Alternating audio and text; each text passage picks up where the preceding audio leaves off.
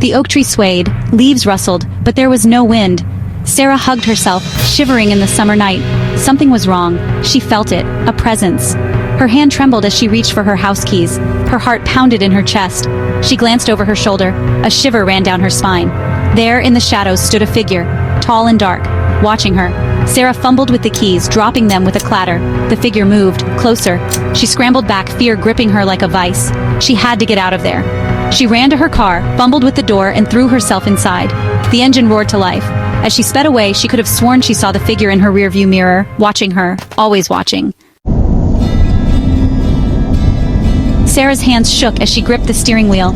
Tears streamed down her face. She didn't know where else to go. Emily's house. Emily would know what to do. Emily led Sarah inside, her face etched with concern. "What happened? Are you okay?" Sarah couldn't speak. She just shook her head and pointed to the phone. Emily dialed 911. As Sarah recounted the events, her voice trembled. The lurking figure, the feeling of being watched, the terror that clung to her. Emily held her hand, offering comfort and reassurance. The police arrived quickly. 2 officers, their faces stern, listened patiently to Sarah's story. They promised to investigate, but Sarah knew they didn't believe her. They thought she was imagining things, but Sarah knew better. She knew what she had seen. The officers searched the area around Sarah's house, but they found nothing. No sign of forced entry, no footprints, no evidence of any intruder. They suggested Sarah invest in a security system, maybe take some time to relax. Sarah wanted to feel safe in her own home, but the fear lingered. It clung to her like a shadow. Every creak of the floorboard, every rustle of leaves outside her window sent shivers down her spine. She couldn't sleep, couldn't eat, couldn't think straight. The phone rang. Sarah jumped, her heart leaping into her throat. She stared at the caller ID. Unknown number. She let it go to voicemail. A cold dread filled her. She knew. She just knew. The answering machine clicked, then a voice. A raspy, chilling voice that sent shivers down Sarah's spine. "Leave, while you still can." The voice was a low growl, devoid of any warmth or humanity. It was a threat, delivered with an icy calmness that was more terrifying than any scream. Sarah's blood ran cold. She slammed the phone back on its base, her heart pounding in her chest. She knew that voice. It had haunted her nightmares ever since that night. The night she saw the figure in the shadows. She turned to Emily, her eyes wide with terror. "We have to go, now!" She grabbed her keys and purse, her hands shaking so badly she could barely hold on to them. Emily, her face a mask of concern, didn't question her. She followed Sarah out of the house and into the car.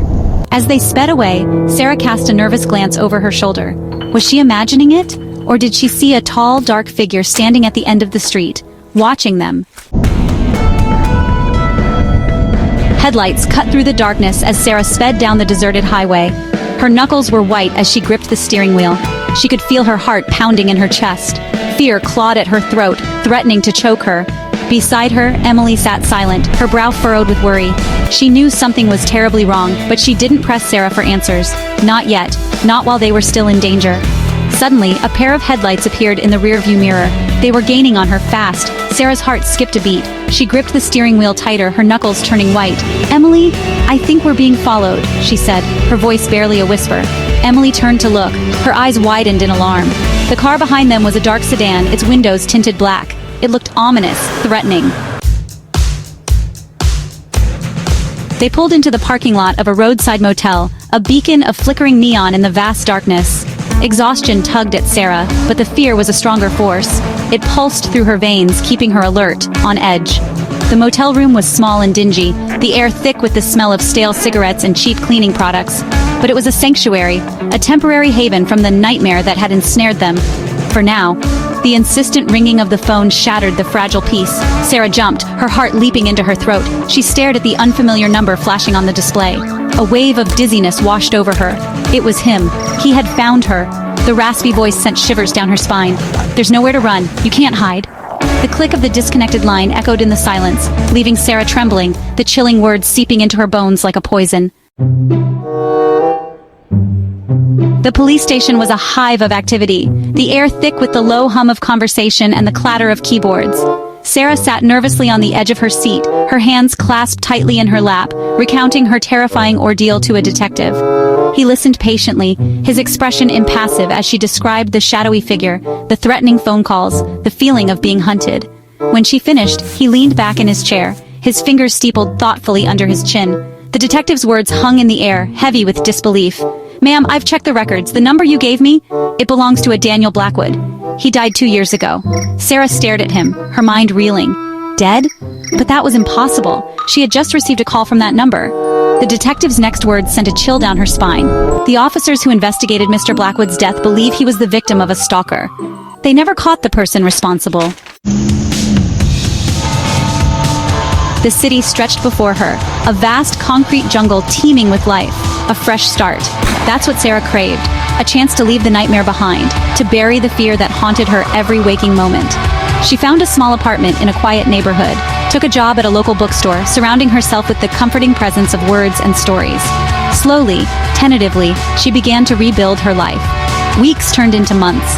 The city noises, once jarring, became a comforting symphony of urban life. The fear that had clung to her like a shroud began to recede, replaced by a fragile sense of peace. Maybe, just maybe, she could finally outrun the shadows of her past.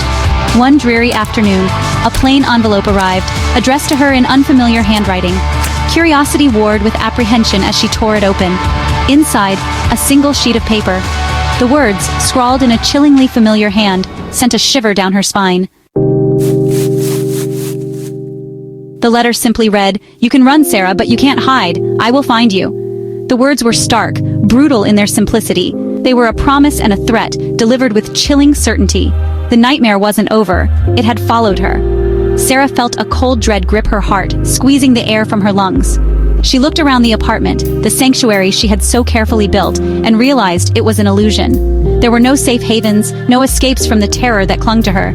The city, once a symbol of hope and anonymity, now felt like a prison, closing in around her. Every creak of the floorboard, every whisper of the wind against the window, echoed the chilling words of the letter. He was out there watching, waiting, and the nightmare was far from over.